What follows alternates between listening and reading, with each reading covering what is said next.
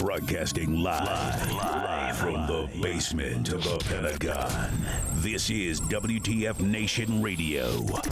Everything stated on WTF Nation Radio is to be considered the opinion of the person that stated it, and not an official representation of WTF Nation Radio or U.S. Army WTF Moments. Price does not include tax, title, or license. Some assembly required. Each item sold separately. Batteries not included. Objects in mirror are closer than they appear. If conditions persist, contact a physician. Individual results may vary. Keep out of the reach of children. Avoid prolonged exposure to direct sunlight. Keep in a cool, dark place. And Please enjoy the show. Shots.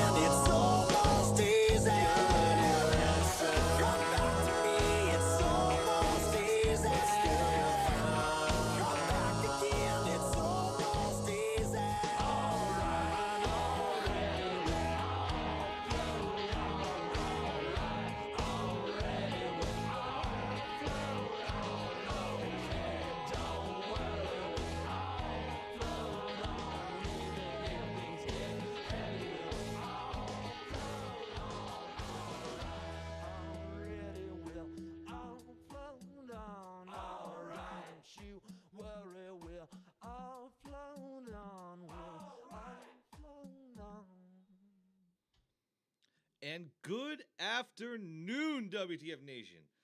This is KJ freezing his rear end off out of the Jose's Taco Truck, driving around in semicircles at the Functional Veteran Center of Excellence.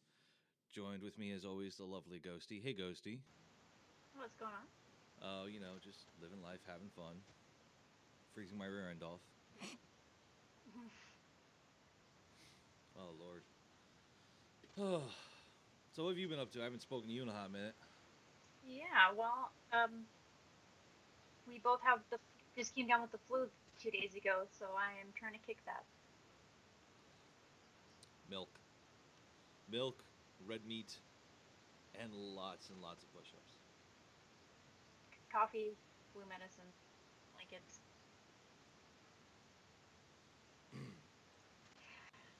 Oh, man. So, how's Rainbow Six thing going on, by the way? It's not too bad. I've taken a little bit of a break from that, because my unit's supposed to be getting ready to deploy soon, so. Oof. Where you going? South Sudan. Oh, okay. That sounds exciting. Yeah, sure. Any idea what you're going to Oh be? yeah, no, it'll be good. It's medic experience, so I'm not gonna complain about that. Can't argue. Can't argue with that. I've just been dealing with Taco Bell French fries and other. I just hate people. Yeah, well, and then I got my computer fixed. Um, that motherboard was put on the credit card. That was my Christmas present. I keep But other than I'm practically sitting there like, honey, can I please get the Ultra 4K HDR 20 billion inch monitor so I can see everything in God while I play my video games. And my wife doesn't seem to understand, but you're a PC gamer, you know, you feel me. oh yeah, That frame my rate dad had to refresh. buy a new monitor once. So he was back down to one, and he's like, "How'd I ever play with just one monitor?" That's what I do. You know, But now I'm sitting there twitching because people are talking and I'll get like 30 people in the team speak and I don't know who the hell's talking, etc. Okay. I do have a funny video game story for you though. I'd like to start these out. Um, as you know, I've been playing Arma, hmm and I discovered Arma Exile, which is that nice survival mod for it. And in right. my infinite wisdom of playing Arma Exile, I started playing with a good group of people, and one of those, there's this other player that was really just harassing them, and it really bothered me. So, out of nowhere, I just started typing, like, hey, so and so, you're on my list. And the list started growing as more and more people performed the most inane infractions, like they would steal, cause it's a PvP server. They would steal a mission rewards from another player, um, and I started like role playing as this Grand Inquisitor, of which it's gotten a little out of hand because my Inquisition has 60 members. And there are 60 of us that are screaming in Plague Doctor voices, purge the list, on a map that looks like Pakistan. So you know, I've just been getting my heresy out of my blood right now. I played Arma 3 so much. I think I have like 2,000 hours on it. We memorized the map to the point that if we went to that little island in Greece, we'd know where we were at all times. Nice. Sad, but yeah. Oh lordy. Okay, let's get started. Let's no more video games. We'll talk video games later. Okay. Oh Lord Almighty. Here we go.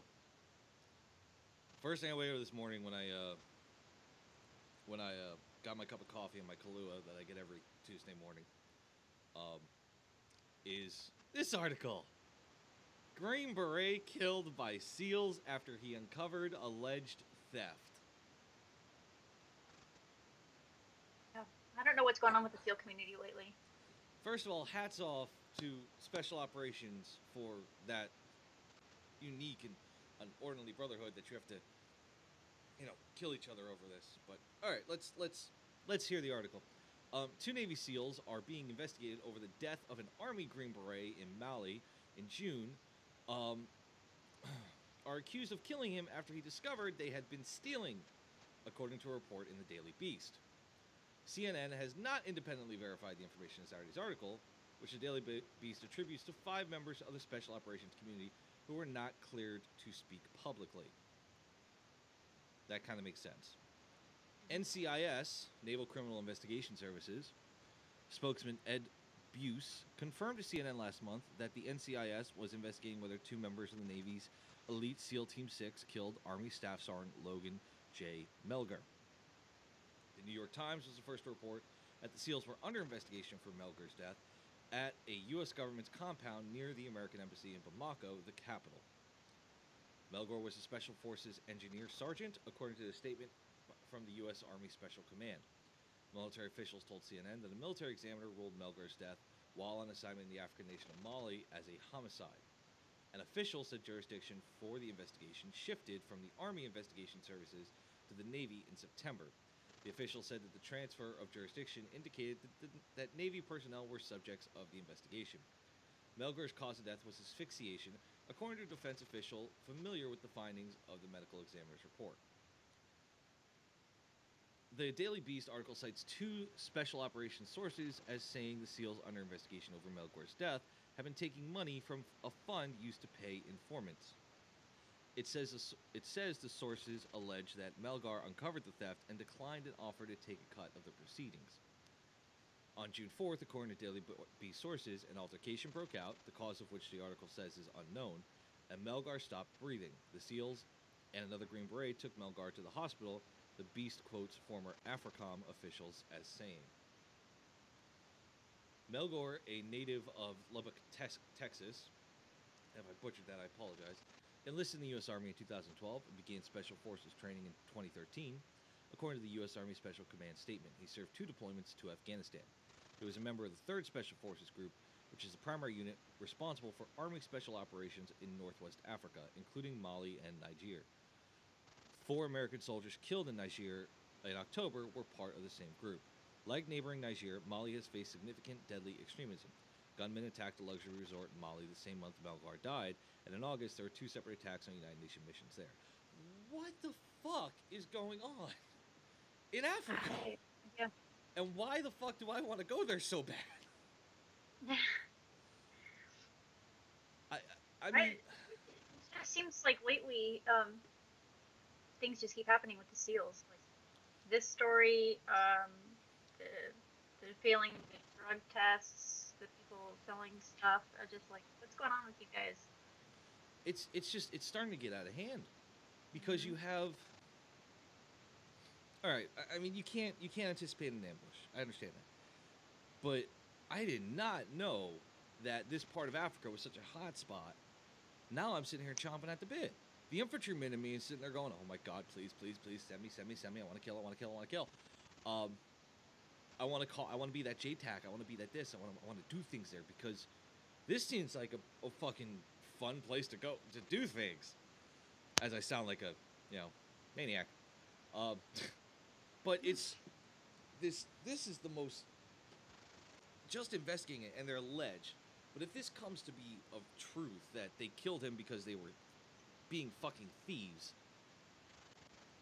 talk about a breach of just a brotherhood that is next to sacred.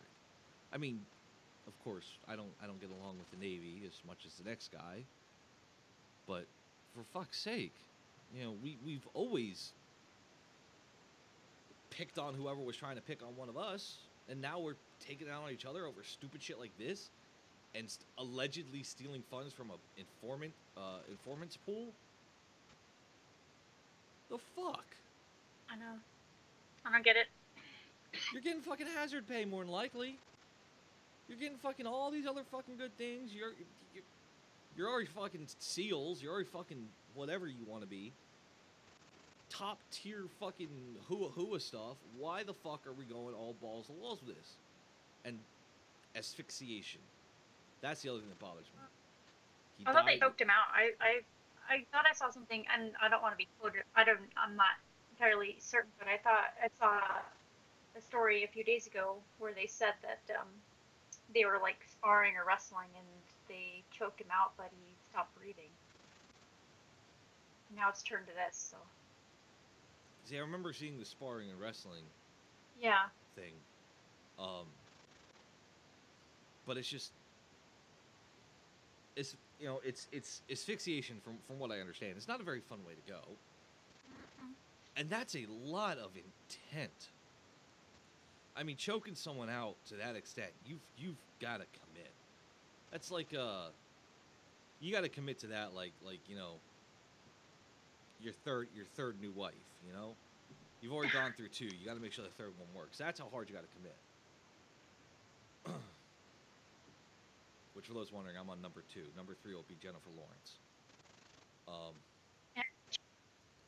What'd you say, Ghosty? I was laughing. Oh. I'm gonna follow this closely. I'm really curious. I can understand that, and this is where the trepidation comes from. The information has not been independently verified. So CNN wasn't able to independently verify it. And 5 members of the special operations community who are not cleared to speak publicly. So I'm on the border too here with it, believing it, because if 5 guys were not cleared to speak publicly, which I can understand, someone should be cleared somewhere to speak about this in some capacity, especially if it's involving Navy SEALs and Army Special Forces and a homicide. Someone somewhere should be able to talk about this a little bit more in depth. But with the Navy already checking into it, I don't know. That's kind of concrete enough as is. Yeah, I just think that's pretty shitty. I don't understand it. My brain can't take that next step into how you would one, steal money, having the job that you already have, but 2, then you had to kill someone on the same team as you over it. I don't know. I think the biggest issue that bothers me is the breach of brotherhood. You know, that betrayal of that sacred trust. If this turns out to be true, you know, and not just on the homicide side of things, but on the doing your job. You know, you know you're a Navy SEAL. You know you're a Green Beret, and you know that you're gonna have some funds to give to a informant to make it worth their while to give you that information.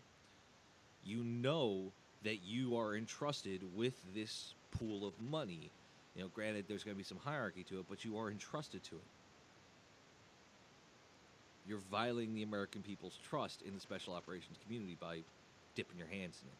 You're violating your brother's trust by committing such an egregious act that is alleged. You know, it's boiling down to trust.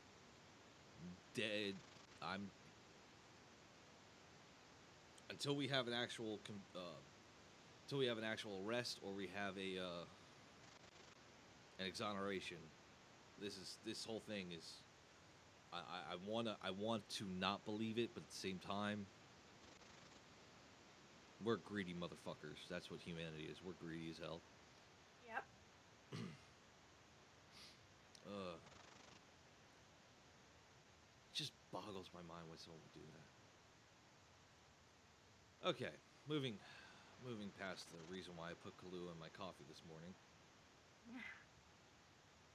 Okay, so President Trump. As we all know how I feel about President Trump. President Trump was just in the Far East. Just in the Pacific area. And, gotta say, New York Times, in my opinion, hit the hammer on the head here. Trump's mixed messages fail to reassure Asian allies. And they said a paragraph. Let me read it first. President Trump vowed this week to reclaim America's role as a Pacific power. But as he wrapped up a marathon tour of Asia on Tuesday, Mr. Trump's mixed messages left allies unsure of America's staying power and fed a growing sense that China, not the United States, drives the agenda in the region. You fucking think? Yeah, I agree with that. I mean, they've got, what, 3 billion people? They make all of our fucking McDonald's toys.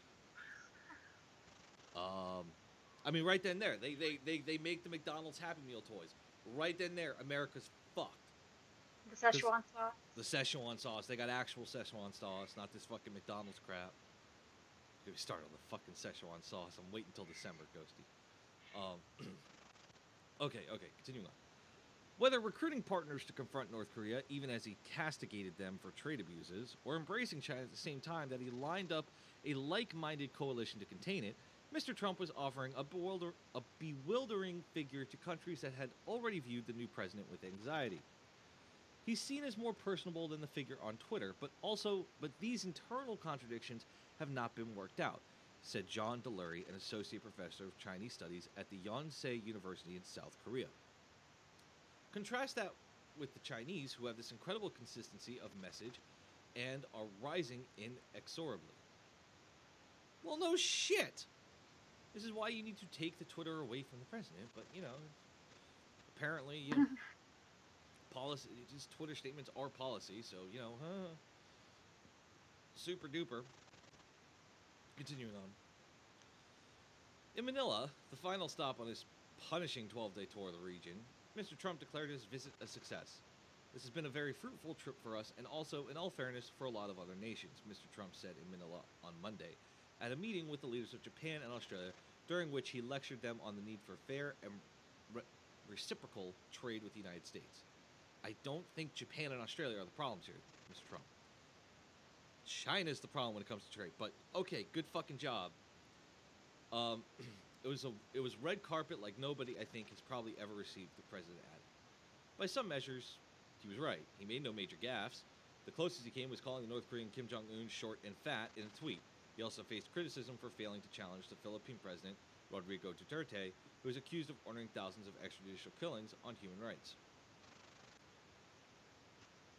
I mean, this is the next part that bothers me, Ghosty, and then we'll talk about for a second.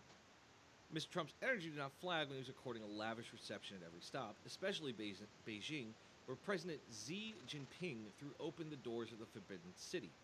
Like any Trump endeavor, there was the inevitable distractions with treats about the physical appearance of leaders and clear signals that he prefers the company of tyrants like Putin and Duterte, said Kurt M. Campbell, a former Assistant Secretary of State for East Asian Affairs. I've noticed that too. Ghost. I've noticed that too.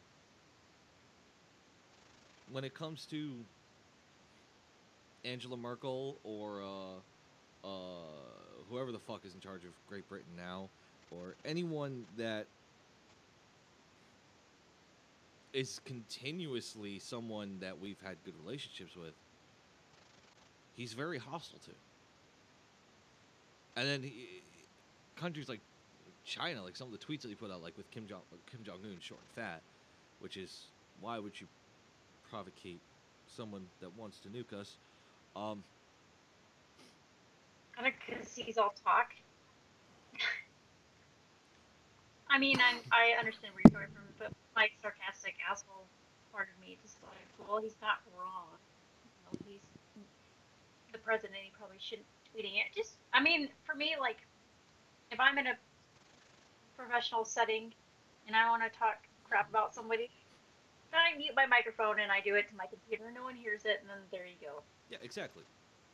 I don't understand how that's difficult, but then again, he apparently he does have a Twitter team, so But this is it's a disturbing trend I'm seeing with the president, is that when it comes to Vladimir Putin or Duterte, nothing's said. When it comes to these things, nothing is said. It's a complete bypass, and it's not. I'm not going to get too preachy about human rights and all that bullshit.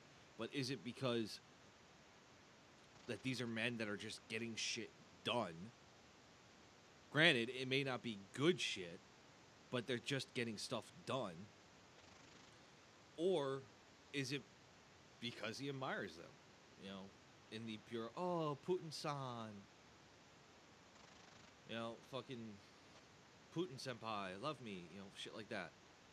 Fucking, I think it's just because, he doesn't care, honestly. I think it's because he's looking at Putin, he's like, oh, Putin's getting shit done. He invaded Ukraine, good for him, woohoo, done, whatever. Same with Duterte. Duterte's getting tough on drugs. He's killing people off for just even having a speckle of it under their fingernail. Okay, good for him. Whatever. I mean that. I mean, we'll continue the story. Before his meeting with Prime Minister Shinzo Abe of Japan and Prime Minister Malcolm Turnbull of Australia, for example, he had brief Jesus Christ, pick a word I don't know. Contretemps with Mr. Turnbull over trade imbalances after he asserted that the United States ran deficits with almost everybody. And then Mr. Turnbull says, except us.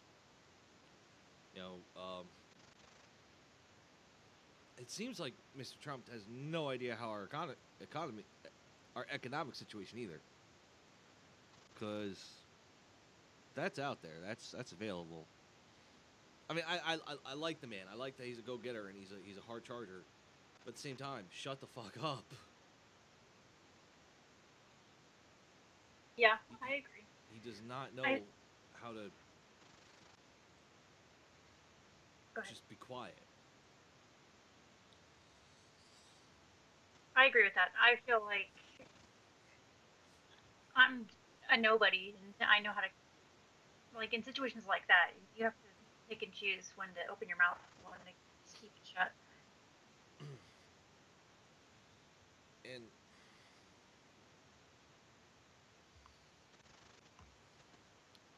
I don't know, I said it before, Ghosty, and I'll continue to say it until the day I die about this presidency. Good God, shitty team. I don't trust. I don't believe that President Trump has the tact. I don't believe Rex Tillerson has the tact. I don't believe 99% of his cabinet have the tact to be cabinet members. Especially Betsy DeVos. Ugh. But for fuck's sake, this is something where you're going into a part of the world that is very well about, I want to say what, half of the world population, or what, 7 billion strong, and 3 billion of those are in China? Something like that. And you're saying stupid shit like we ran deficits with almost everybody to the Prime Minister of Australia, who's looking at the same book you are.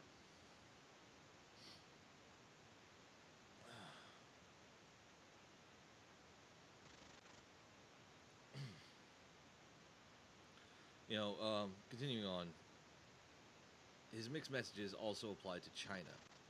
Now, in Beijing, he embraced the Chinese leader unlike any American president going back to Richard M. Nixon. He said nothing publicly about China's human rights record, and he cast Mr. Xi as a popular leader who could solve the nuclear crisis with North Korea. Mr. Trump says he's a strong person, he's a very smart person. I like him a lot, he likes me. But you know we represent two very different countries, but we get along very well. And that's a good thing that we get along. That's not a bad thing. What the fuck is with this rhetoric? This hasn't changed since the goddamn campaign either. And I know, I'm picking on Trump. I always pick on Trump. Yeah, I don't care. I didn't vote for him, but... I mean, you're in England, so, you know. I can still vote. I'm still an American citizen. Yeah. My brain's just fried.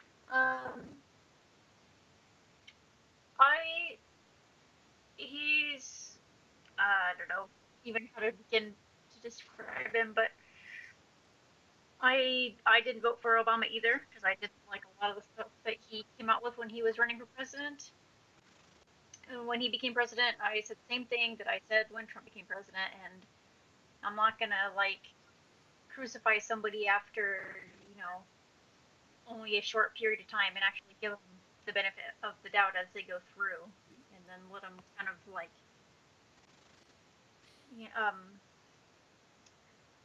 prove themselves to be whatever they actually are, and kind of sort that out for myself. Yeah, so. No, here's my issue with this whole trip to the Far East, this whole trip to the Pacific, is that other than his tweets, we know what to expect. We expect rhetoric like what was just said. He's a very smart person. I like him a lot. He likes me. He's trying to convey... It's like talking to that person whose house is on fire on the phone, but they won't admit their house is on fire. No, everything's fine. Don't worry about it. Life is good. Don't stress out. But I hear the fire alarm going off in the sprinkler. Oh, it's just don't worry about it. It's everything. How's the kids? You see, but it's layered compliments, like what you see: smart person, strong person, with a completely unknown. We have no way to judge it. I like him a lot. He likes me. He's done this since the campaign. And then we represent two very different countries, of course, a very vague statement of a very specific thing. And then more complimenting vagueness of we get along very well, and that's a good thing that we get along. That's not a bad thing.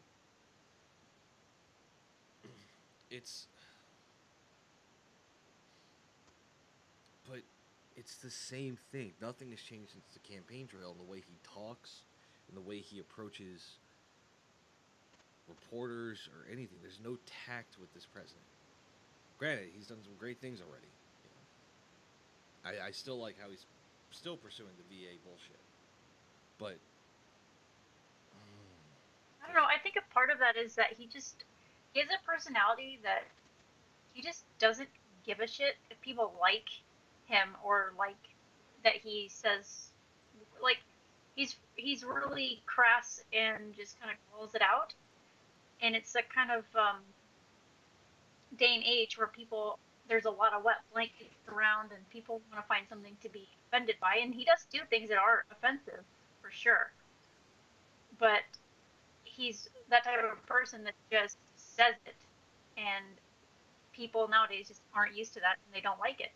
They want people to sugarcoat shit and tell them what they want to hear. And that's the wrong guy to get that from.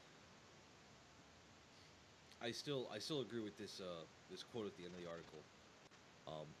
Despite all the craziness of President Trump, the U.S. remains in the game in Asia, but the U.S. is no longer driving the agenda. You know, this is something that's always also bothered me, is that we, as a country, we've always been powerful enough to dictate policy all the way around the world. And absolute power corrupts absolutely. When you're strong enough to dictate policy, it works in your favor, of course, but it screws over other people.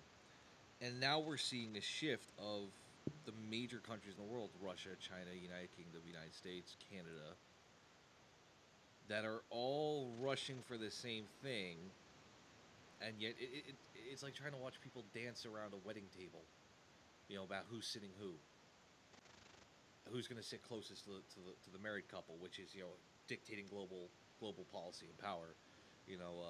This is what it's trying to watch with all these countries: Russia, China, United States, Japan, North Korea,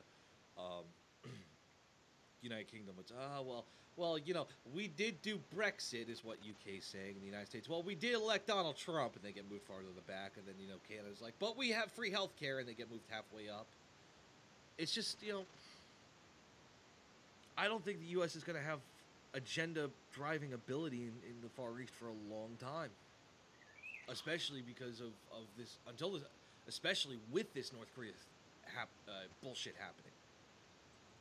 That needs to get handled as soon as humanly possible, either diplomatically or as violently as Mattis wants to make it. And for the love of God, just admit that China fucking runs the fucking Far East, because they do.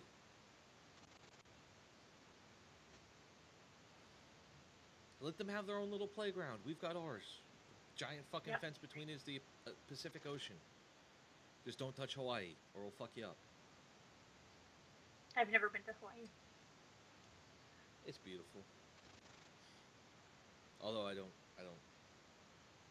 remember most of it. That's a story for another time.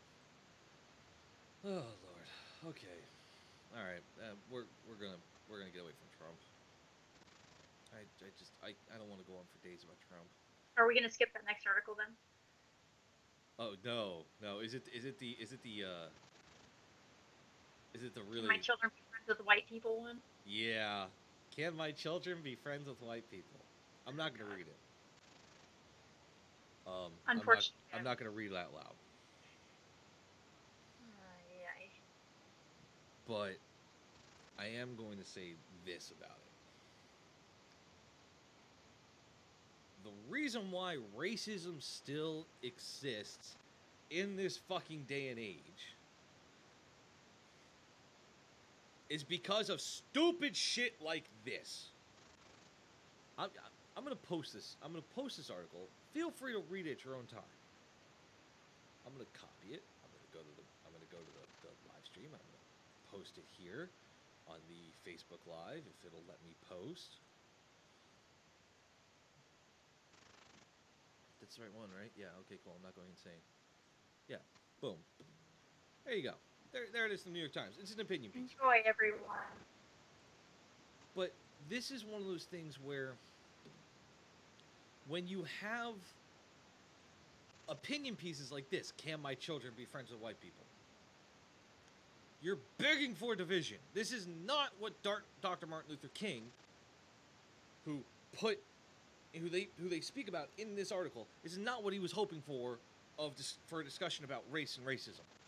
This is the exact opposite. You should not be asking. Just like this beautiful fucking thing of, we aren't born to fucking hate. I mean, I was raised to hate, and then I was forced to hate with the infantry, but we aren't born to hate. The only thing I hate is weapon jams. And lobbyists. Kick a lobbyist in the balls. We're taught hate. This is fucking bullshit, because now you're sitting there, oh, there's a divide. And now that you mentioned there's a divide, everyone has to go look at the divide and go, oh my god, there's a divide.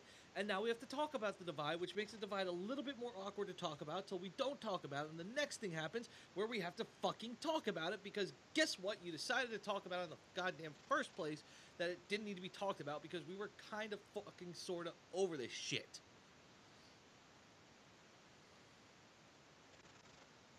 Ugh. Yeah, I agree. I mean, this is why I put Kahlua in my goddamn coffee in the morning. Not because I work till 3 or 4 o'clock in the goddamn morning and I can only drink in the mornings. But this!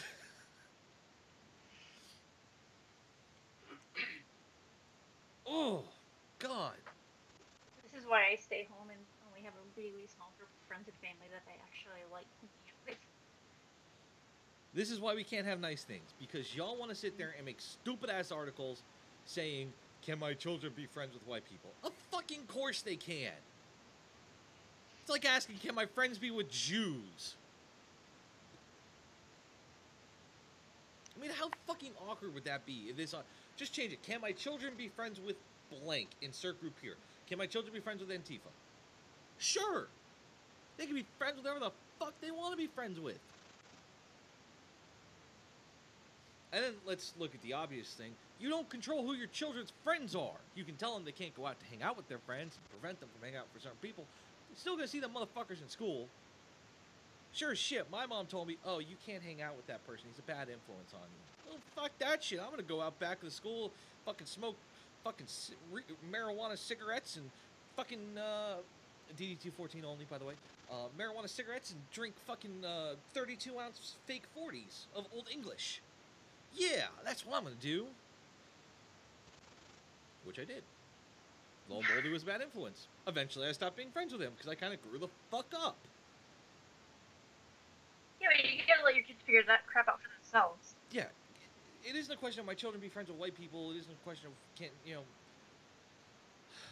let your kids just be fucking kids. And don't bring in a fucking race thing.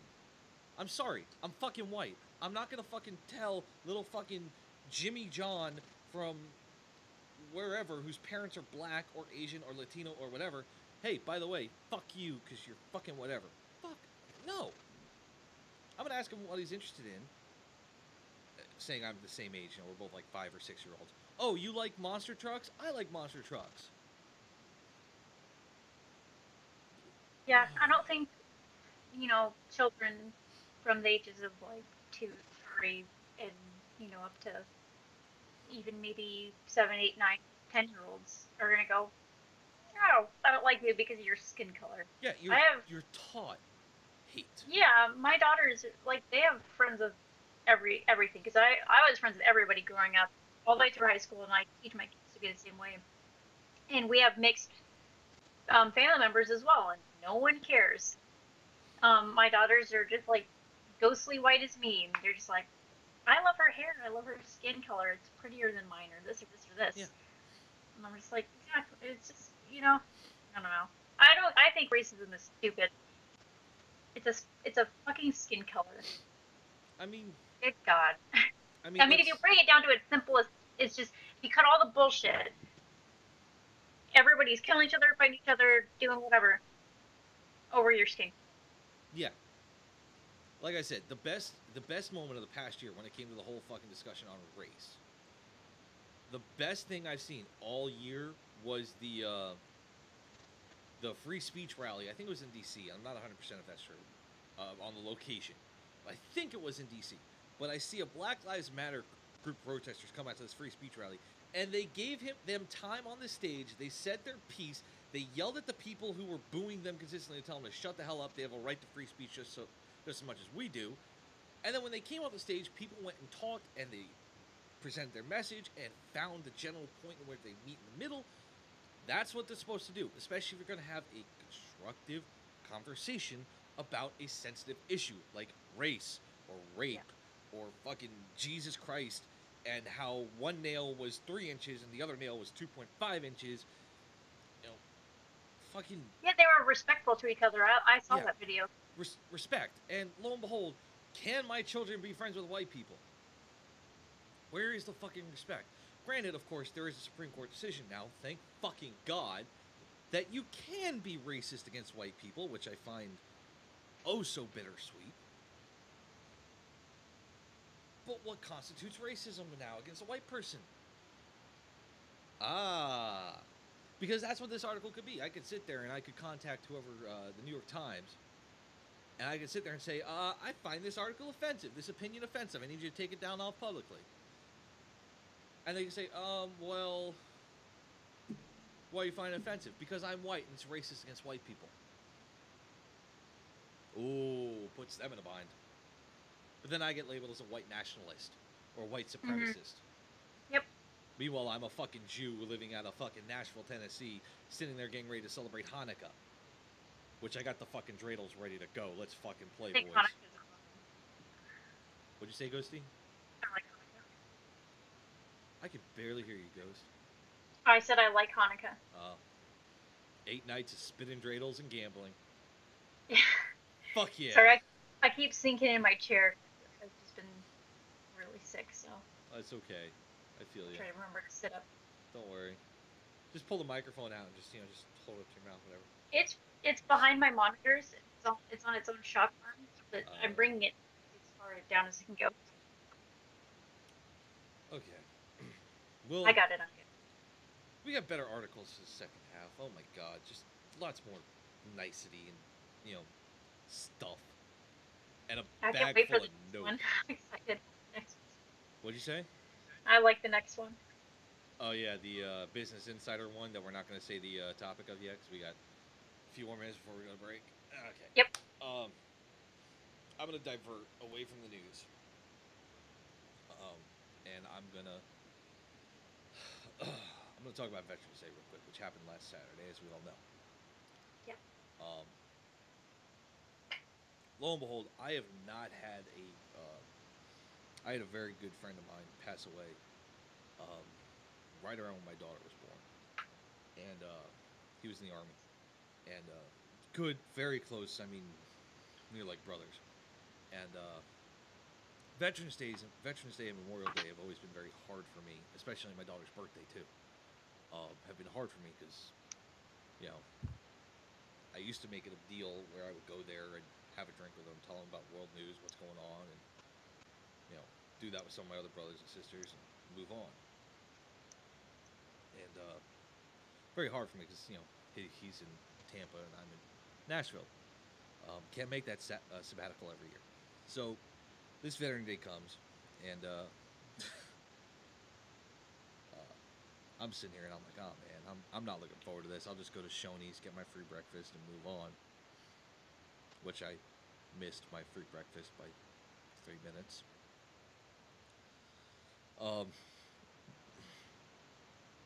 after that, I went home and I'm like, well, what the fuck do I do? And I just started playing video games all day. Because that's what I fucking did on Veterans Day. Was play video games all day and think. And I realized this was the first Veterans Day in a long time since moving to Nashville and being here, that I actually enjoyed it. And I couldn't understand why. And I want to say it was mainly because of meeting you guys. It was talking and being part of this community and, you know, not just the guys here on the show, not just the guys here on WTF Nation Radio, but the folks here in the community, the WTF Nation. You guys are an outstanding group of people, and I want to take that time to acknowledge that. Granted, we call each other fuckstain and shithead and all the other fun words, and you know, but thank you guys. You made, for the first time in a long time for me, Veterans Day enjoyable. And, you know, I'm thrilled to be a part of this community with you guys. Even though Ghosty's sick, I can barely hear her sometimes. I know, I'm trying. I agree. I feel the same way. It's really refreshing, but it feels like it takes a lot of the built-up pressure off, because I just bury it and then pretend like it doesn't exist and I go about my day. But oh, that's what we're supposed to do as adults. I know, but like when I read the chats, or if I'm still awake at like 3 in the morning, like this morning, and seeing you guys post funny stuff, it helps for me. So. Yep. All right. With that being said, and how grateful we are for all you motherfuckers. Hookers and ice cream for everybody, except they're not hookers. They're willing participants. Those don't have DD-214s. Okay, we're gonna take a quick break. We just went hot and heavy. We're gonna take a quick break. We are not killing the Facebook Live feed. We're leaving it up. We're gonna let the music play. We're gonna have a good time, and then from there, we have some less heavy articles for the next. We got one. We got one. That's really it. That's kind of heavy, but it's kind of not. And we'll see you at the top of the hour. And you got anything for him, Ghosty? Nope. We'll see him when we get back. Roger that. Shots. Radio. Let's go.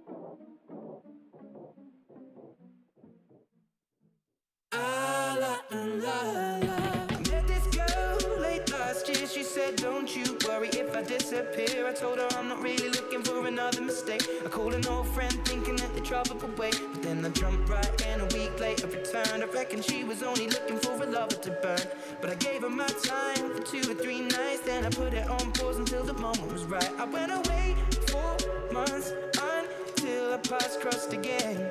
She told me I was never looking for a friend. Maybe you could swing by my room around 10. Baby, bring the lemon and the bottle of gin. We'll be in between the sheets till the late AM. Baby, if you wanted me, then you should have just said she's singing. Don't fuck with my love. That heart is so cold. All over my own. I wanna know that, baby. Don't fuck with my love. I told her she knows. Taking me wrong. I don't wanna know that, baby. For a couple weeks, I only wanna see her. We drink away the days with a takeaway pizza. Before a text message was the only way to reach her. Now she's staying at my place and loves the way I treat her. Singing out Aretha all over the track like a feature. And never wants to sleep, I guess that I don't want to either.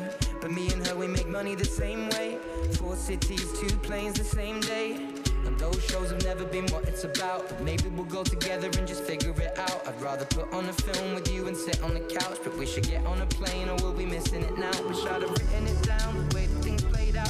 She was kissing him how, I was confused about. But she should figure it out while I'm sat here singing. Don't fuck with my love. That heart is so cold. All over my own. I wanna know that, baby. Don't fuck with my love. I told her she knows. Taking me wrong. I don't wanna know that, baby. On my hotel door, I don't even know if she knows what for. She was crying on my shoulder. I already told you, trust and respect is what we do this for. I never intended to be next, but you didn't need to take him to bed, that's all. And I never saw him as a threat until you disappeared with him to have sex, of course. It's not like we were both on tour. We were staying at the same fucking hotel floor. And I wasn't looking for a promise or commitment, but it was never just fun, and I thought you were different. This is not the way you realized what you wanted. It's a bit too much, too late if I'm honest. And all this time, God knows I'm singing. Don't fuck with my love. That heart is so cold. All over my own. I wanna know that, baby. Don't fuck with my love. I told her she knows. Taking me wrong. I don't wanna know that, baby. Don't fuck with my love. That heart is so cold. All over my own. I wanna know that, baby. Don't fuck with my love. I told her she knows. Taking me wrong. I don't wanna know that, baby.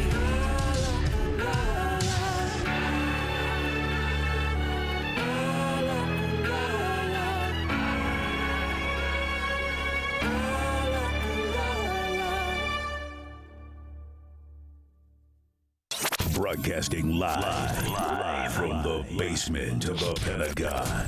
This is WTF Nation Radio. Everything stated on WTF Nation Radio is to be considered the opinion of the person that stated it, and not an official representation of WTF Nation Radio or U.S. Army WTF Moments. Price does not include tax, title, or license. Some assembly required. Each item sold separately. Batteries not included. Objects in mirror are closer than they appear. If conditions persist, contact a physician. Individual results may vary. Keep out of the reach of children. Avoid prolonged exposure to direct sunlight. Keep in a cool, dark place. And Please enjoy the show. Shots.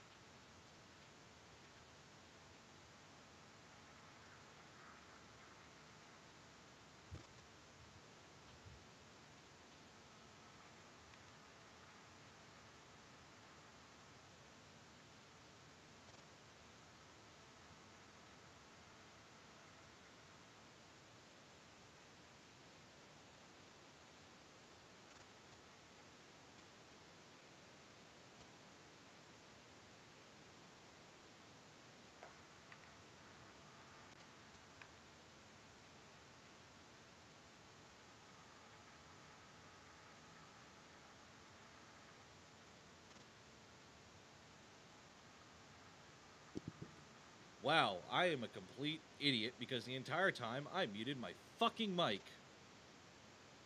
I was about I'm to just say, sitting I was here about to say, talking, like, like, hey, welcome, blah, blah, blah, blah. Muted my fucking mic on the microphone. Well, there we go. I'm a fucking genius, guys. I'm like, I have my mixer. I'm like, why isn't my voice registering? What the fuck is going on? I'm looking at it at a right angle, and there's a mute button on my microphone. So I'm a fucking idiot. There we fucking go. Way to go, KJ. You fucking hoo-ah. Okay. Welcome back to Jose's Taco Truck Part 2. Where KJ doesn't know how to work a goddamn microphone. God damn. She only type something like, I don't hear any, KJ, I don't hear any music, I don't hear anything, what's going on? It's top of the hour, what the fuck are you doing? Oh god, well now that I've publicly made myself an ass, I'm gonna go back to my story. Have you ever heard of, recruit sustainment, Ghosty? briefly. Okay, so there is a RSP program near where I live in Nashville. And I may have gone down there to laugh just after one of these RSPs, just before they go off to basic training, because it's usually a week or two beforehand. And may have you know, hey, how's it going? How you doing? How's this? You know, not with the Joel Sargent's there, but you know, just bullshitting, being in the area and talking to some of the new guys and hearing what their thoughts were about the shark attack. And the shark attack has changed a little bit. You know, they're not throwing you off of buses or throwing your bags around. But there was one guy that he will remain nameless because he's now in basic training, and more than likely his Joel Sargent already knows who he is. And he spoke to my soul because, and I quote, and this guy has a great future. I quote, "That knife hand was so sharp, I could shave a monkey's ass with it." He said it without hesitation when I asked him what was the most memorable thing about it. And without hesitation, without anything, bam, immediately, he's going places. He knows exactly what a knife hand's for. I'm proud of that boy. I do it still to my own kids. I do it to my wife. We'll be playing Cuphead, and just like out of fucking nowhere, like she doesn't revive me, and immediately, the fuck was that bullshit? So as you know, I've been drinking a little bit of Kahlua with my coffee this morning. As you can tell by me muting my mic and completely forgetting that I was muted.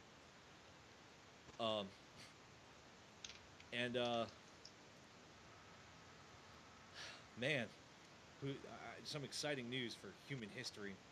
An archaeological find shows humans have been drinking wine thousands of years longer than we thought. That's right, we're all fucking winos deep down in our ancestry. Onophiles take note. Winophiles take note. 5980 BC was a very good year for wine. Scientists on Monday announced the discovery of the oldest known evidence for winemaking, detecting telltale chemical signs of fermented alcohol beverage made from grapes in fragments of nearly 8,000-year-old earthenware jars at two sites about 30 miles south of Georgia's, the country, capital. How the fuck do I pronounce this? Tbilisi? Oh god, now I feel like uneducated. Now I feel like an uneducated motherfucker. How do I pronounce that? English. Tiflis. Tiflis. Why is it okay?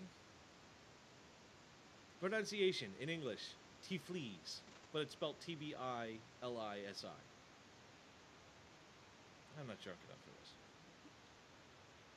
The findings show that this is an important cultural achievement occurred earlier than previously known in the South Caucasus region on the border of Eastern Europe and Western Asia.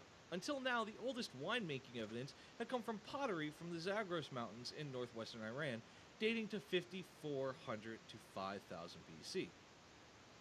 Alcohol had an important role in societies in the past just as today. Yes, a very important role. It has stopped me from killing my coworkers. It has stopped me from running over the fucking skunk that has plagued me for the past 2 weeks. You haven't heard about the skunk, Ghosty. I'll tell you that next. It has stopped me from... Alcohol is a great fucking inhibitor. You know? Well, red wine's good for you. I know. I try to drink at least a bottle a day. Is that too much? Depends on the person. For me, it would be. Probably kill me. Granted, it's cheap, all these red wines, so, you know, it tastes good, but it's cheap. Wine is central to civilization as we know it in the West. As a medicine, social lubricant, mind-altering substance, and highly valued commodity, wine became the focus of religious cults, pharmacopoeias, cuisines, economies, and society in the ancient Near East. Fuck yeah, religious cults! Fuck yeah, that's the best kind of Kool-Aid, too. When they spike the Kool-Aid with, you know, some fucking Manischewitz or some White Zinfandel and arsenic. Sheesh. Hey, hell of a time. I can tell you, join a cult. It's a lot of fun. Or join the Marine Corps, you know. Shots fired. I have too many kids. They won't let me join. I You tried need that. how much for BAH? I only have 3 kids, but it's one too many. Oh. But anyway, wine has been around for a long time. Now, how long has whiskey been around? That's what I need to know. Whiskey and rum.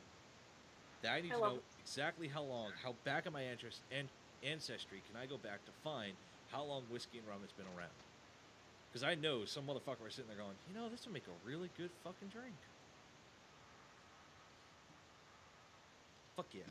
I'm probably going to do like an Ancestry.com and like at some point it'll just get blurred. It's like they never recorded their names. They were just fucking drinking Kahlua and gin and rum.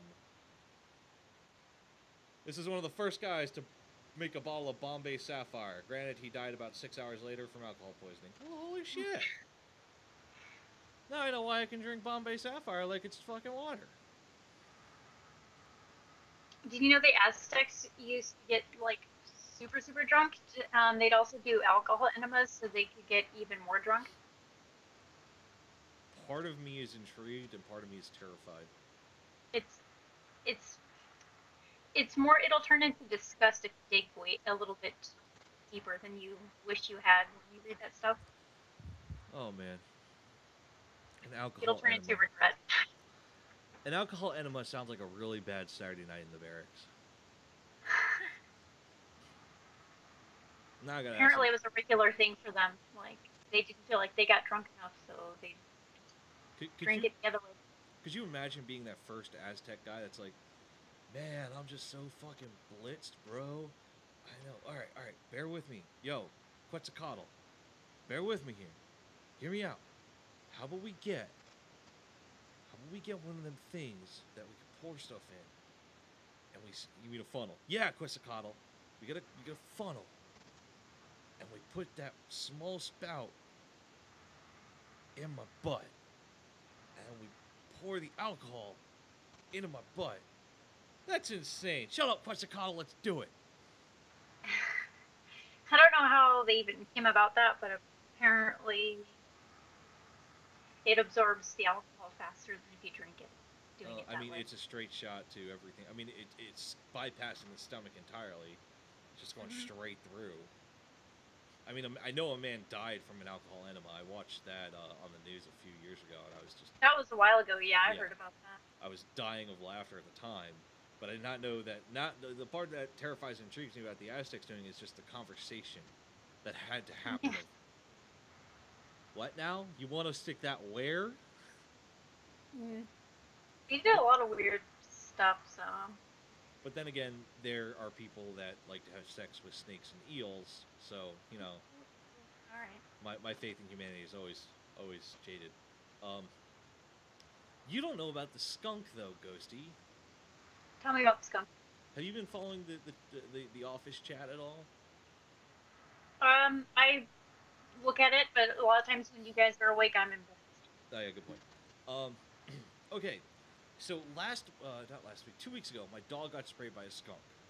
Granted, my dog chased after the skunk and bit the skunk, and of course the skunk sprayed him. But my dog was an idiot, but no fucking skunk is going to spray my dog. So now I had a war on the skunk. So the very next day, I set up in this spare bedroom we have, put cat food out on the side of the hill, and prepare to wage battle with the skunk. I have my rifle up so I can shoot. I'm going to shoot it inside my house, out the window. The window's open, of course. The barrel of it sticking just underneath the screen, so there's maybe an inch of clearance. Waiting for the skunk to show up. I got everything set out from extra ammo. I got thermals ready if I need it. I got nods ready if I need it. I'm fucking kitted up to kill this motherfucker in the most heinous of ways. So of course nighttime starts rolling around, starts getting darker. It isn't completely dark yet.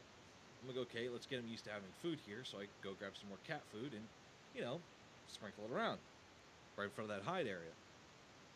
As I'm sprinkling the food around,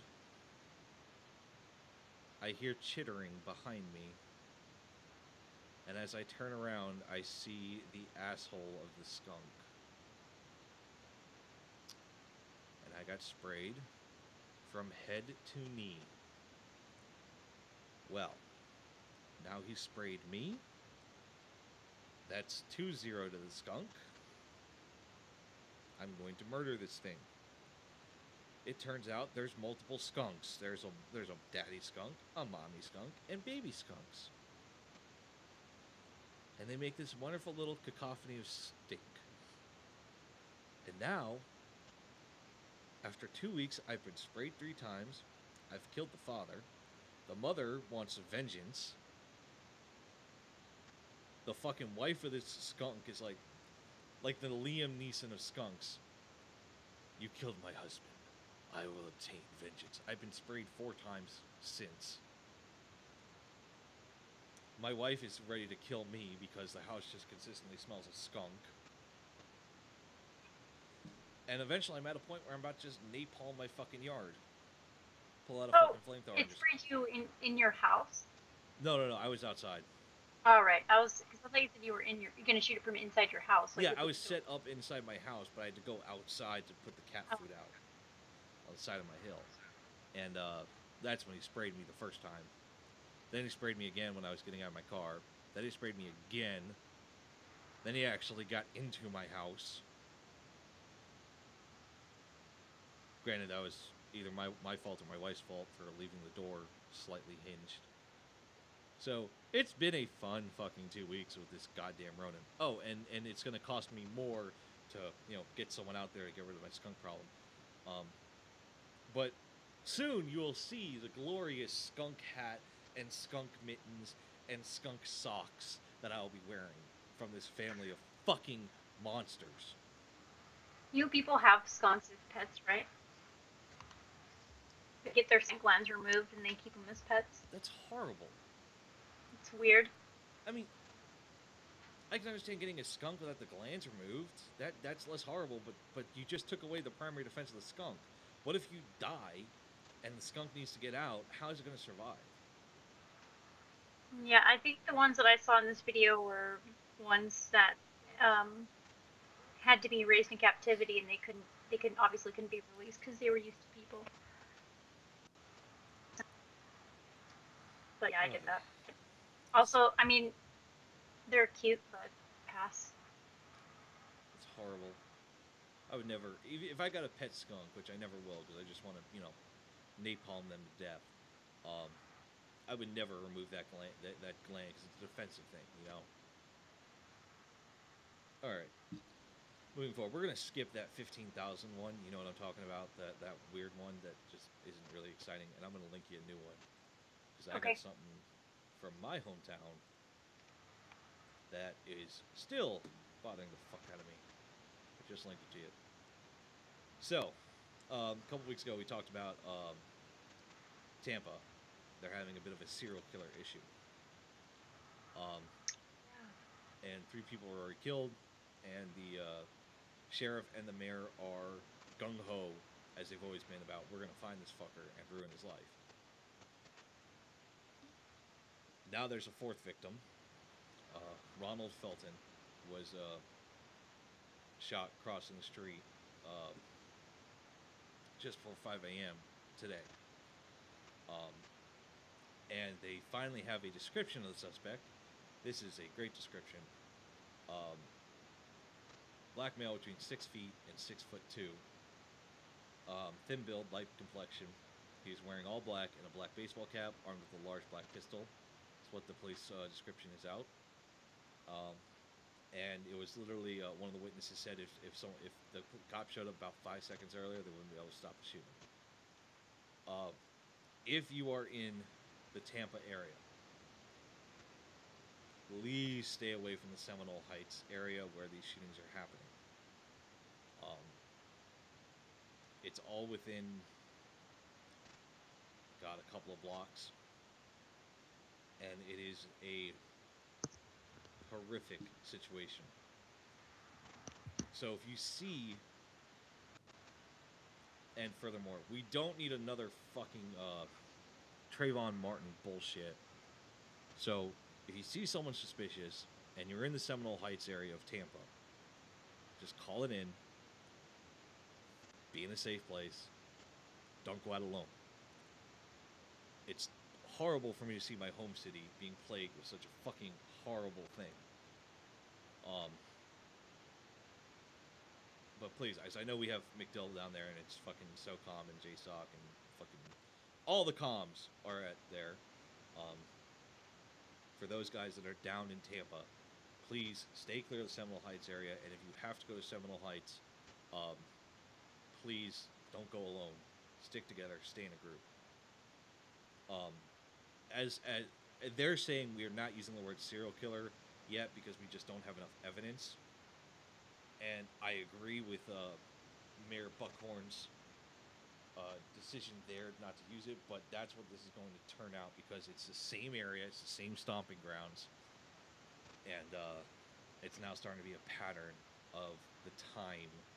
It's always dark. They're always alone. Same radius, 15-block radius. Yeah, it's that person probably lives pretty damn close. Yeah, and if you notice, he's walking, so he can walk and he knows the area.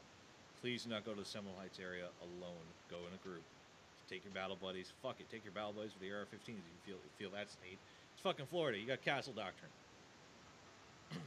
I do like that it says the mayor said the city had cut undergrowth, cleared alleys, and added streetlights to the area. So that's nice. They're like really trying to combat it like proactively. Yeah, there's one thing I can say about the Tampa Bay Police Force, and I'm going to gush over them. Like my current city in Nashville, Tampa Bay Police and Metro Police of Nashville are fantastic at dealing with situations like this. Quick response, long-term solutions. When we had I forgot his name, something Brown, I can't remember, but he was a most wanted person for a while. That was evading capture. Tampa was, every lead was investigated, everything was looked for because he killed like a couple of cops in some very ridiculous ways. They are very Johnny on the spot, but if you are at McDill, please take that opportunity. Avoid Seminole Heights, but if you do have to go there, don't go alone. Other than that, Tampa's still fun to go to. Go to Clearwater. It's far enough away. He's not apparently going to Clearwater Beach. So go to Clearwater Beach. Go to the roundabout. Pay the guys playing music on the fucking Pier 60. All that fun shit.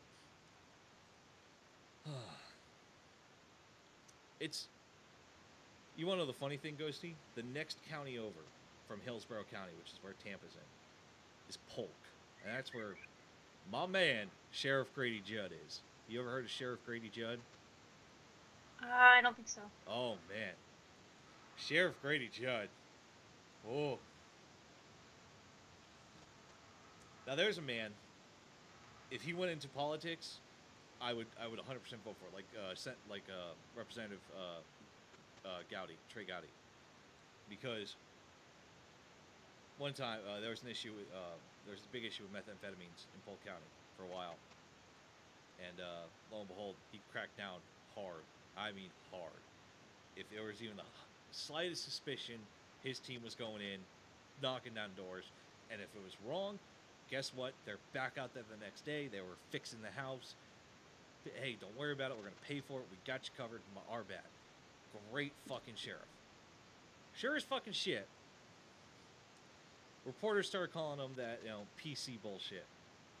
That's not very PC, Sheriff. There's nothing PC in a gunfight. They shot at us. We shot them. He's dead. Well, there needs to be respect for the victim. What victim? He was shooting at my cops. This happened in Polk County. I would guarantee this will be over in a couple of days. Because, A, there's not enough population like there is in Ellsboro. And B, Grady ain't fucking, no joking around. He's fucking out there fucking wrecking shit with the rest of them.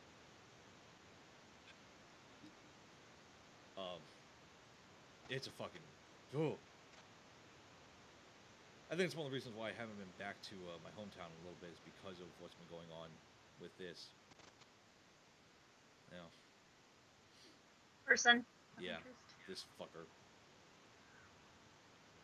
I just don't want to, if I go down there, then I'm going to want to go to Seminole Heights, then I'm going to want to go find him, and then I'm going to want to go do vigilante stuff, which I keep condoning people, which I keep telling people not to do, and I don't want to be that fucking, I don't want to be the Bruce Wayne of fucking shit of like, oh, don't do vigilanteism, support the police, and then go out and pull some Batman shit. My micro arsenal of firearms. Then again, we also saw what happened when the last guy had a micro arsenal of firearms in Tampa. Frank Castle got his shit fucking wrecked and then shot John Travolta in his own fucking car dealership. What? That was a Punisher joke. The old Punisher film. I mean, okay, I tried. You're trying to tell jokes to a person who's had like a collective 3 hours of sleep. I'm sorry. It's okay. Don't worry, it'll get better. Drink some NyQuil. I just read a really interesting article. What do you got? I gotta find it because somebody posted it, but Facebook did that thing where it auto-refreshed for me without me telling it to.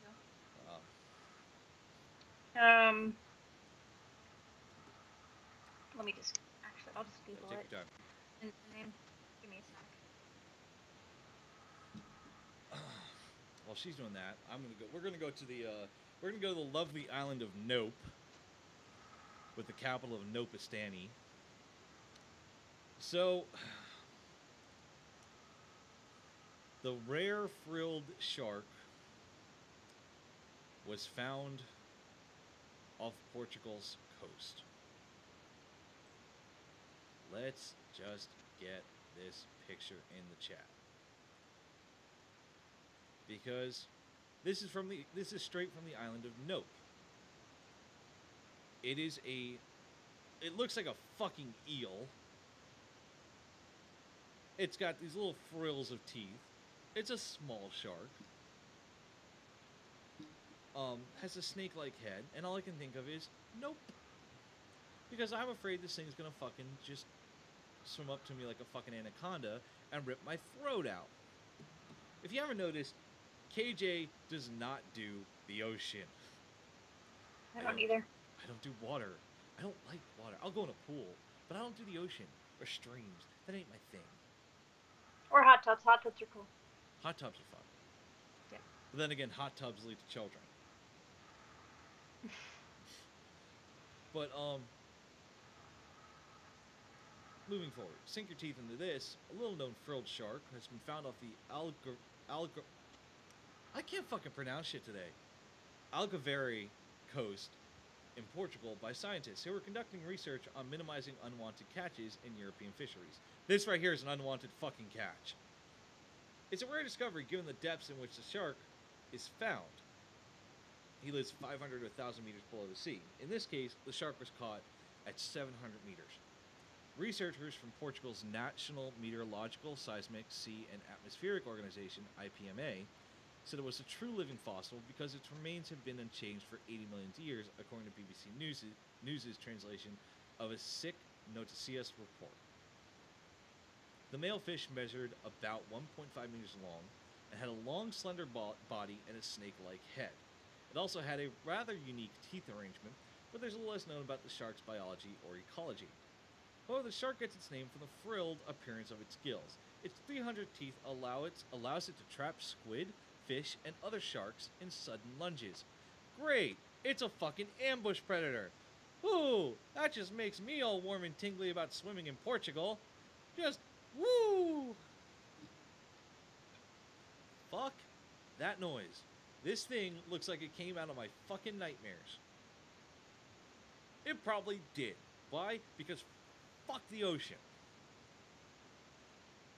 You couldn't fucking pay me enough. Alright, so going to little KJ. KJ is 13 years old, and KJ wants to join the Navy because his grandpa was in the Navy, and KJ wants to be a Navy SEAL. Because every 13-year-old who wants to join the military wants to be a goddamn Navy SEAL. Lo and fucking behold, I learned that SEALs have to swim in the ocean. Lo and fucking behold, immediately I changed from wanting to be a Navy SEAL to being a goddamn Army Ranger. That was a matter of maybe 72 hours of, I want to be a Navy SEAL, dude. Nope, fuck that. I'd rather do airborne shit, which I still didn't get to fucking do. Fucking bullshit. Ugh. So, me and the ocean does not mix. I like looking at it and falling asleep on the beach and bonfires, so that's about it. Oh no, I don't even like the beach. Like, I can't even do the beach. Because the ocean's right fucking there, and I've seen way too many fucking, like, tsunami YouTube videos where I'm like, nope, I don't fucking trust it. I found the article. Oh, cool. What's the link it to me. What's the article? Okay, come on a second. I'm all excited. Copy. I love it when you find articles.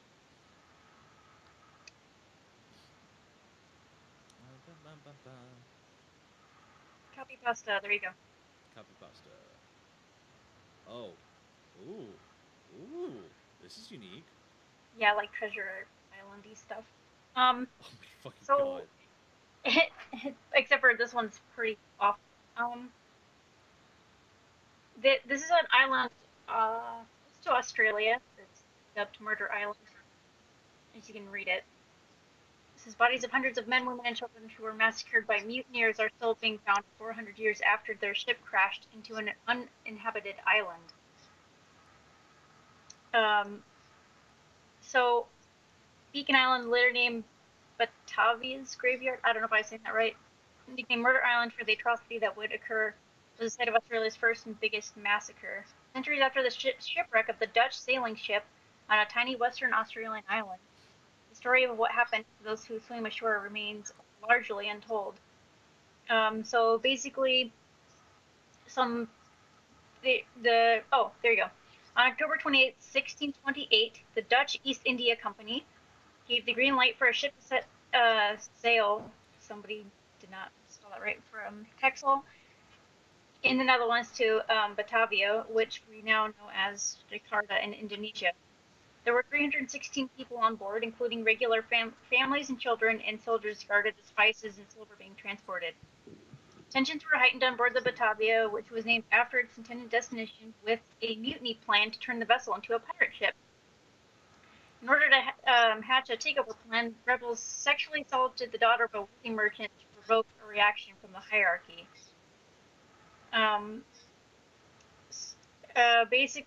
So I guess their ship ran aground on the island. The captain and a couple other people escaped on a lifeboat. A few hundred people died, or like drowned, and after trying to get off the ship, and then the rest made it to the island. And it said the rest of the mutineers actually murdered women and children and men for 2 months straight. So the experts described it as the real Lord of the Flies. This fucking island sounds like, on one end, it sounds absolutely fucking terrifying. I mean, first of all, Australia in and of itself is horrifying, because everything there is going to kill you. But now you're like swimming to an island off the coast of Australia, which, let's be honest here, saltwater crocodiles. It looks far enough that the saltwater crocodiles swim to it. You know, great white sharks, venomous sea snakes. That's why Kaz doesn't do ocean. God damn it. Fucking among the brutal deaths registered was a baby murdered to stop it crying, a boy decapitated to test the blade of a sword, and a family of 6 butchered for no reason. Jesus! Yep. We were from wine to why the fucking ocean is scary to like, now the ocean's really fucking scary. These fucking rebels went from being like, you know, drink up me hearties yo-ho to like Blackbeard lighting fuses in his fucking beard to become more horrifying. Now look, water torture was used on the mutineers, so waterboarding via 1628. I don't think it was waterboarding. I'm trying to see where that is in the article, because I'm like probably behind you. But that's 75% down. For those of you that don't remember 11th grade English, Lord of the Flies was fucking horrifying. And then to compare it to that, I mean, I get it. You get to an island, you're stranded there, you need to establish some sort of hierarchy, someone makes decisions, shit like that. You need some kind of government, especially there's a group of people that are trying to survive. But Lord of the Flies, we all remember what happened to the kid with the rock that kept screaming about the rock. That rock was later used to bash his fucking head in. Jesus. Yeah, I had to read that book in English class, and I did not like it. We went from like wine is amazing to the ocean is terrifying to guess what, fucking pirates, and not the cool kind of drink up me hearty Captain Jack Sparrow, worst pirate I've ever heard of, but you have heard of me. No, like the actual fucking pirates. That's no fun, man. Just killed my buzz. Just killed my buzz, Ghosty, and now more reason to be horrified of the ocean.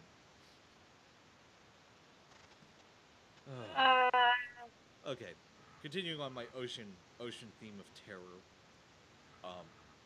So if you want to have a laugh, Ghosty, the wife and I were planning on for a honeymoon. We were planning on doing a cruise, and in my mind, big ship, big ocean, shouldn't be that much of a problem. And then all those cruise stories popped up at the same time about why you shouldn't be on cruises and how many people die on a cruise liner and, you know, all of these fucking horrible things. And I'm still sitting there going, you know, maybe this cruise thing isn't a good idea, but okay, we should do it. So, of course, what tips me over the edge? Looking at one of the destinations was Cancun.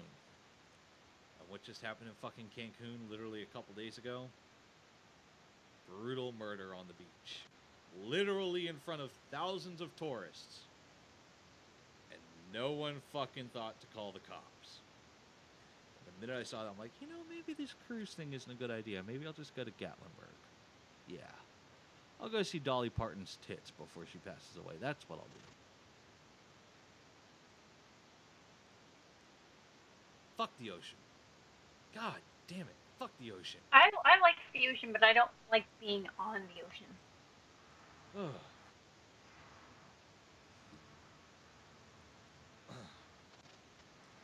I think, okay, a more real recent, like, me being on the ocean. My friends, we have this little island off the coast of Florida that we like to go fishing off of, and the only way to get there is by boat. And lo and behold, there's like a 50-foot trench to allow bigger like sailboats and shit to get to the dock and stuff like that and get to a safe harbor. And right next to it's a nuclear power plant. It's in the Anclote River estuary. And lo and behold,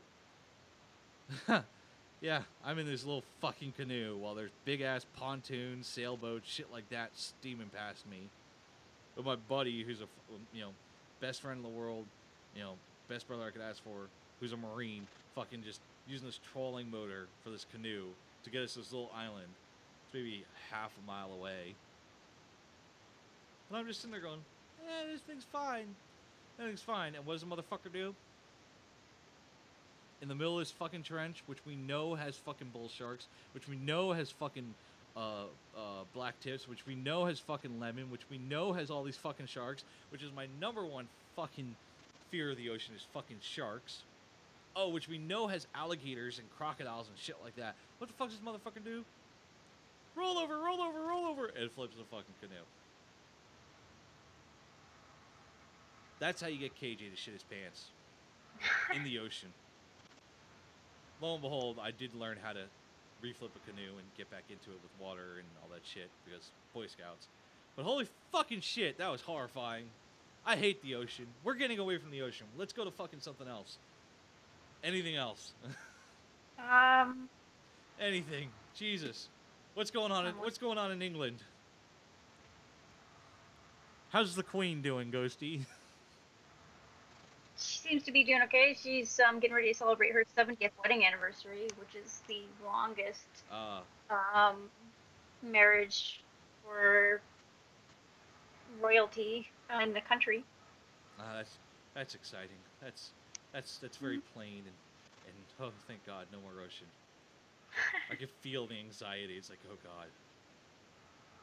Okay, so I think it's hilarious that the 49ers finally won a football game. we don't speak about football here because You know what though? I loathe that team, but I thought it was really bittersweet that that wide receiver got his first touchdown of the year. He decided to play during that game anyway, even though his wife miscarried and she had to deliver their baby that day. oh my God, that's horrible. That's just Yeah, horrible. so it was a really bittersweet moment when he got his first touchdown. Man. Oh, that's just fucking horrible. All right, so let's go on to the story of hope. This is actually going back to the Far East, going back to Korea. From the Washington Post, escaped North Korean soldier fights for life after being shot crossing the DMZ. I saw that yesterday, yeah. Yeah, a North Korean soldier was fighting for his life today, in a South Korean hospital as new details emerged from his brazen dash for freedom across the DMZ. This is the first such military defection in a decade, has riveted the region with elements that read like a movie script. Among its dramatic details, the soldier was shot 5 times by his countrymen. Damn. The dash was occurred in one of the few spots that such an attempt is possible, the joint security area in the truce village of Panmunjom, the only part of the heavily fortified DMZ where North Koreans and South Koreans face each other. He drove a jeep towards a guard post in the joint security area just after 3 p.m. on Monday, said Colonel Ro Jae-cheon, a spokesman for South Korea's Joint Chiefs of Staff. But the wheels of the vehicle got stuck in a ditch.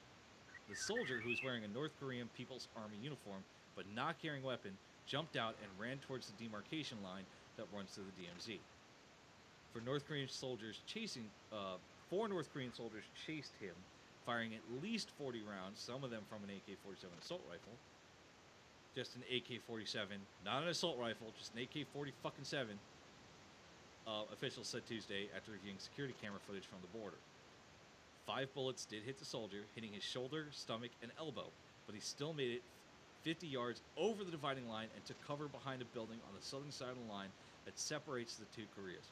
Almost 20 minutes later, a South Korean soldier was able to crawl to the site and drag him to safety.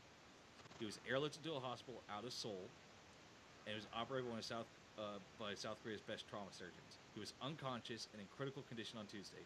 The surgeon in charge of the soldier's treatment, Lee Cook-jong, told reporters. "You'll have to write out some crucial moments over the next 10 days, Lee said. More surgeries were expected in the coming days. The soldier suffered a serious gunshot wound to his stomach that affected 7 of his internal organs. This is one of the first defections in a decade from their military side of things in North Korea. And I pray to God that this man is good, that he's able to pull through and get out of this critical condition, because this right here this could be a major insight into what's going on We don't know if he's a sergeant, if he's a private, if he's a general. We don't know yet.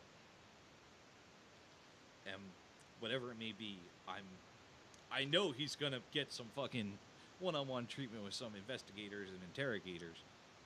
But damn, information goldmine. Anything about the Hermit Kingdom is great, and I hope this guy pulls through. This incident marked the first time, and this is a very important thing, the first time since the Korean War ended in an armistice in 1953 that shots have been fired through the Joint Security Area, Defense Minister Song Yu-moo told lawmakers in Seoul on Tuesday. South Korean soldiers did not return fire. If North Korea is proved to have fired shots through that area, that would constitute a breach of the armistice agreement. The United Nations Command, which is run by the U.S. military and oversees the Joint Security Area, said it was investigating the incident as well. The area is a popular place for tourists and visiting officials, not least because once inside the squat blue painted meeting buildings that straddle the border, visitors can technically cross the line, although soldiers guard the doors out to the other side. However, by good fortune, the incident happened on Monday when tours do not run. Holy fucking shit. I'm just excited. I hope this guy pulls through. I hope we can get more information of what's going on in the Hermit Kingdom. I hope for some reason this dude is like a captain or a major or a colonel, and it's just like, you know, did they say what he was? No, they did not say what he was. But he's just like, he was a captain, a major, a colonel that's high up, knows what's going on, and just put on like a private's uniform. And just mad dash, like, oh my god, we're all gonna fucking die. I need to get to South Korea so I can fucking inform everybody. This could potentially, more than likely not, but potentially be an information goldmine. What if this guy's part of their nuclear program in any capacity? Yeah, that could be why they're trying to kill him. Well, I mean, if you look at the difference of the guards at that area. Like, the South Koreans are watching the North Koreans. Okay, cool. They're watching the North Koreans. They stand in solidarity. They're facing, both of them are facing North Koreans. The North Koreans, I think there's a third one as well, but I have not been to Korea. If someone's been to Korea, please correct me here. But I remember watching from videos and educational resources, stuff like that. The North Koreans, two are watching each other, and one is watching across the line to make sure that neither of them defect. Oh, man. I hope this guy pulls through. I hope he's some fucking, like, colonel or, like, brigadier general or something that just put on a private uniform. It's like, yes, yes, I have information critical to the, like, some bad Star Wars script going on here. Like, I have information critical to the United Nations. Take this data disk, R2. Help me, President Donald Trump. You're my only hope. I got a story from England for you. Ooh, England. A pensioner who turned his Gloucester home into an ammunition factory has been convicted of supplying guns to criminal gangs. In England. Yep. Idiot. Hold on. Send me the link. I'm gonna love this.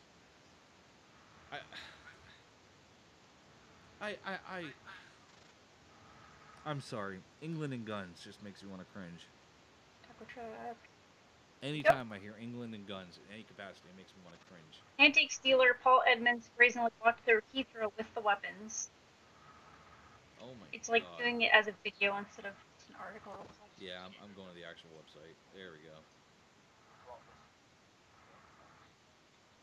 Oh, it's an actual... Yeah, it's just a video. Yeah, hold on. Yeah, he went through Heathrow Airport. Brazenly walked through Heathrow with the... Way to go. Most popular airport in all of England. Let's just walk through it with the weapons. The smuggled weapons were linked to more than 100 shootings, including the targeting of West Midlands police helicopter. Jeez. And murders in Birmingham and London. And so some of the guns were real antiques. Idiots. Here's my issue. No. Idiots for not letting your citizens arm themselves and think you can keep guns out, because obviously not. Here's my issue with England and firearms. I can understand, and it's up to the country to deem whether or not their citizens can be armed. You know, it's for the United States, it's an unalienable right because we were born in revolution and our forefathers anticipate revolution. If we ever need to overthrow tyranny, that Second Amendment comes in very handy. Other countries don't have that. And I can,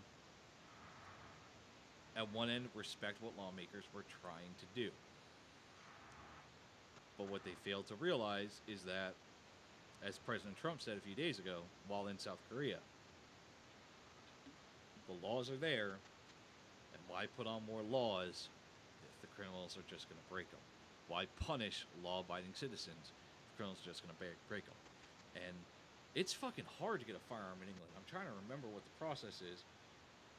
Obtaining a firearm in the United Kingdom. I'm trying to remember what the process is over there. But I know it's very, very strict.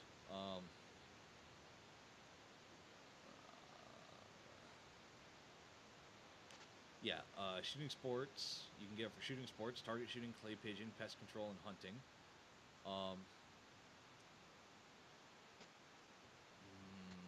There's a NRA of the United Kingdom. You can't have fully automatic. Well, no fucking shit.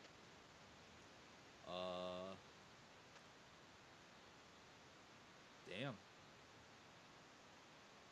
You cannot have a rifle. Longer. Wow, these are some fucking restrictive fucking shit. Fully automatic or burst fire weapons, semi-automatic or pump action rifles that fire center fire ammunition, cartridge ammunition handguns, regardless of caliber. Firearms disguised as another item. So you can't have your fucking cool walking stick 22 caliber. I mean, of course you can't have rockets and mortars. Oh, that'd be pretty damn cool, don't you think, Ghosty? Dealing with my skunk problem, just launch mortars out of my house. And shoot an RPG. Fucking pull out a Carl Gustav. Boom! Air guns chambered for self-contained gas cartridges. That's no CO2 rifles, that's gay. God.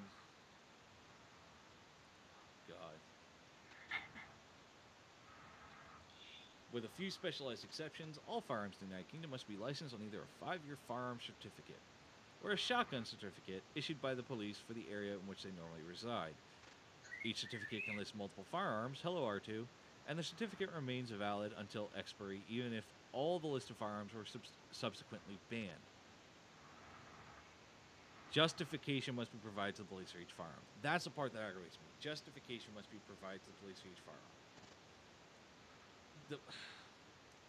Self-defense is enough of a justification.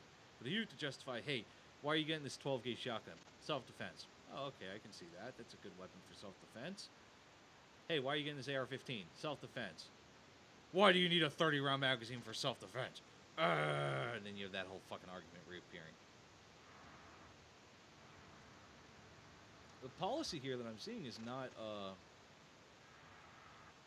completely restrictive, but it is very limiting. You have to get that firearm certificate, Ghosty, or shotgun certificate for the police, register your firearms. It's just like being in fucking New York or California. Yep.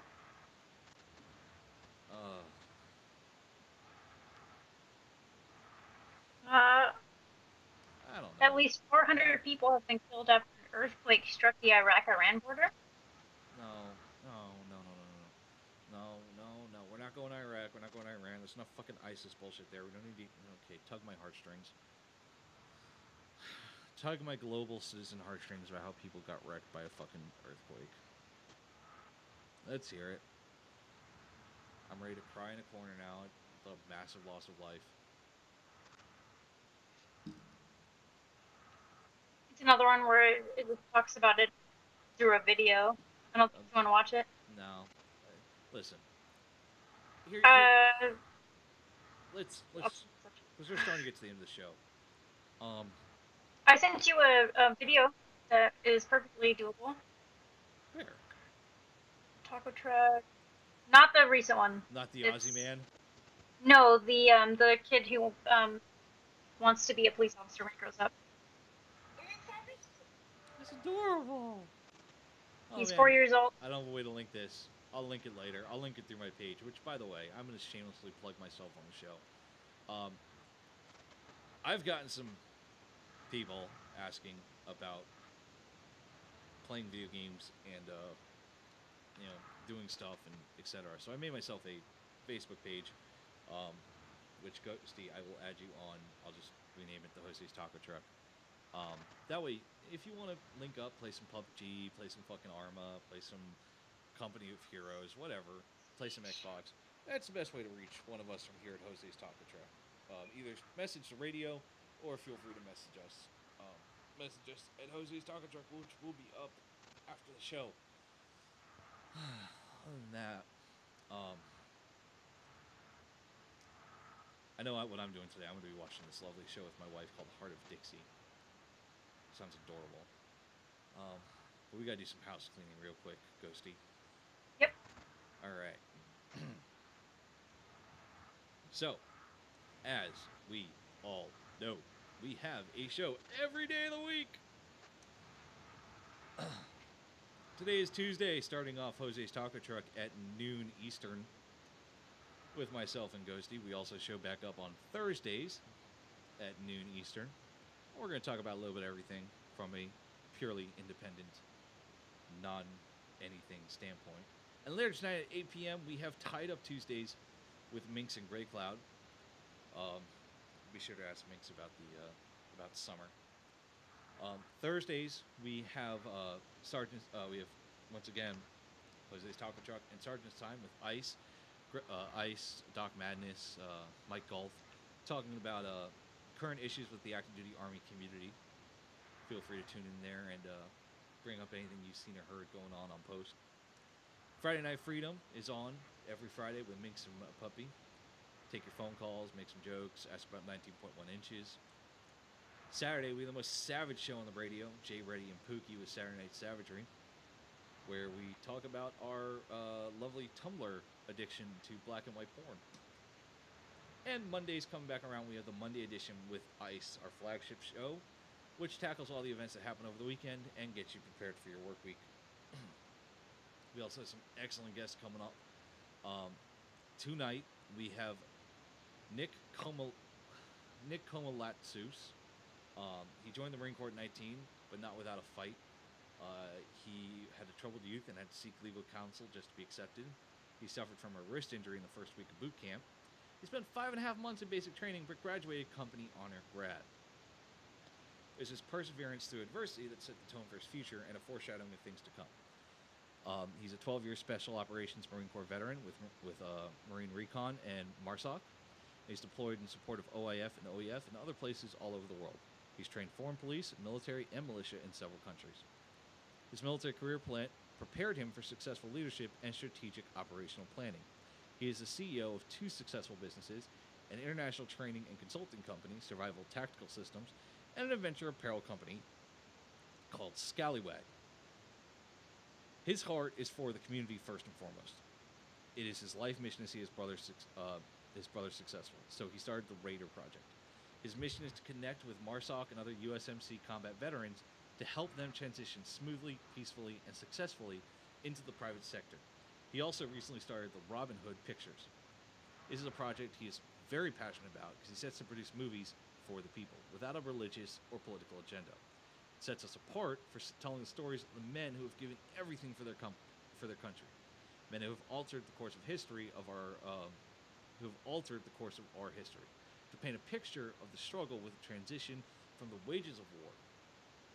He hopes that the movies he produced will be an eye-opening portrayal of what our modern-day veterans are facing, and that these stories don't always have happy endings, but they have significant ones. He hopes to inspire action for the veteran community and celebrate their successes. This upcoming Thursday, on Sergeant's Time, we're going to have CEO Fred Wellman from Scout Comms. He's a retired Army-era Scout pilot and public affairs officer who graduated from the United States Military Academy at West Point. Scout Comms is the most effective full-service public relations and corporate social responsibility firm operating in the veteran and military space, having built influential and mutually beneficial relationships with top media outlets, thought leaders, corporations, and nonprofits working in and around the veteran and military family sectors. Next Monday, we have Vicky and Lisa from Full Circle Home. It's a 100% volunteer, non-for-profit organization that connects deployed service members with their loved ones across the country and on bases around the world. Since 2007, Full Circle Home has helped over 17,000 troops send their holiday gifts and love notes to their heroes at home. This simple act of giving a gift with a handwritten note can bridge the gap between our troops and those who support them. The troops share with us how deserving their loved ones are, and these gift packages allow them to express their gratitude and recognize the sacrifices made by those at home, and are a daily reminder of the love of their service member and the appreciation of sponsors across the country. This connection provides encouragement and support for both those at home and those overseas, because the whole family is affected by a deployment. Also, don't forget to check out our sponsors. You're going to hear me every week about them, because I love this campaign from Project Overwatch. Paw Patrol. Listen, we have a situation going on in Tampa that if K9 got involved, they don't have the ability to increase situational awareness other than barking and signaling, hey, come on over here. Paw Patrol rectifies that possible situation. By putting a camera on the K9, it allows for the officer to have more situational awareness and allows for the officer to issue commands remotely, thus creating what used to be a tied and tethered unit into one that can operate independently and still accomplish the mission they set out. And as they state every time, every penny of your donation will go towards their cause, getting Paw Patrol out there. Rangers lead the way, as always, with Project Overwatch. And furthermore, oh my god, I want to go. War Horses for Veterans. Based out of Kansas. Gonna have a great time out there riding some horses, drinking some beers, eating some good Midwestern food, and just generally having a good time and telling your no shit there was stories. Ice went out there, Red Leg went out there, everyone went, most of the guys went out there, had a good time, really just were able to lay it off, tell the no shit there was stories, and enjoy themselves. It's a way to network, get those relationships built, and still be in a safe and comfortable environment. Hate to say safe space, but yeah, kind of sort of. Safe space with horses and beer and fire and shit like that. Other than that, you got anything for him, Ghosty? Any last thoughts, words? Nope. I think we're good to go. All right. I got one thing for everybody, which is once again, thank you. It's been a rough past couple of weeks, especially with my computer deciding to be a dick. And I want to say thank you guys for listening, staying tuned in, being a part of the show, and thank you guys for being the driving influence, especially to help me find a new way to enjoy holidays that previously brought me a lot of pain. So that being said, thank you. And I look forward to seeing y'all on Thursday. I don't know what we're going to talk about that because, North Korea, probably. But let's see what happens. Other than that, shots, I'm off to go get some more Kahlua with coffee. And I hope you all have a great fucking Tuesday. And I'll see you tonight for Tied Up Tuesdays with Minx and Grey Cloud.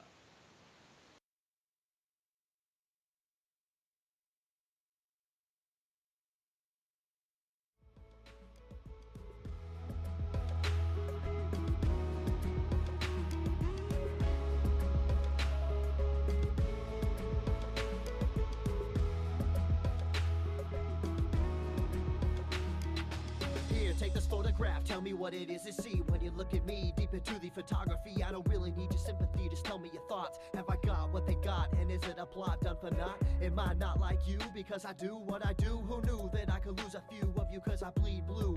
But it's true, I know cause I see it every day as I work and I sleep the day away. Like you I have pain and like you I have fear. Can I pay all of the bills and still make it through the year? Will I make it home alive? Should I pray to the sky every day and every night? Will I hold you by my side? But in the public eye I don't even have a heart. A robot of the system moving only when I'm told to start. Rip apart my art, I'm strong like a fly. flower blooming. You got it all wrong. I know like you breathe, I breathe, and like you see, I see, and like you need, I need, and like you bleed, I bleed. Don't treat me like an object. I'm tested and proven. Mind, heart, and soul. I'll always be a human. Like you breathe, I breathe, and like you see, I see, and like you need, I need, and like you bleed, I bleed. Don't treat me like an object. I'm tested and proven. Mind, heart, and soul. I'll always be a human. Call me a vet like a soldier. Green beret, 21 gun salute. Don't wanna see today. In the constant war zone, in the home of the brave, where they hate the police until they saving the day. I got kids like you, a mortgage like you. So blue lives matter, and so does yours too. All this separation and divide, open your eyes. If you cut us all open, we the same inside. The only difference is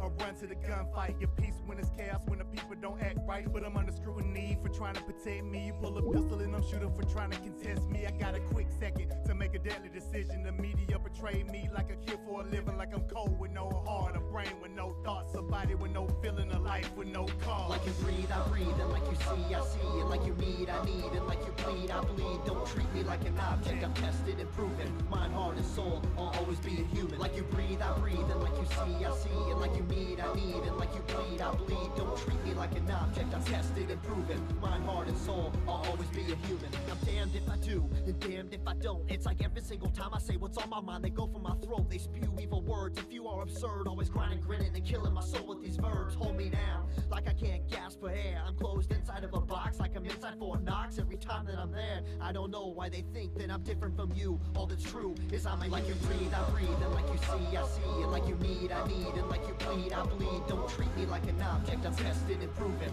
Mind, heart, and soul. I'll always be a human. Like you breathe, I breathe, and like you see, I see, and like you need, I need, and like you bleed, I bleed. Don't treat me like an object. I'm tested and proven. Mind, heart, and soul. I'll always be a human. Like you breathe, I breathe, and like you see, I see, and like you need, I need, and like you bleed, I bleed. Don't treat me like an object. I'm tested and proven. Mind, heart, and soul. I'll always be a human. Like you breathe, I breathe, and like you see, I see, and like you need, I need, and like you bleed, I bleed. Don't treat me like an object. I'm tested and proven. Mind, heart, and soul. I'll always be a human.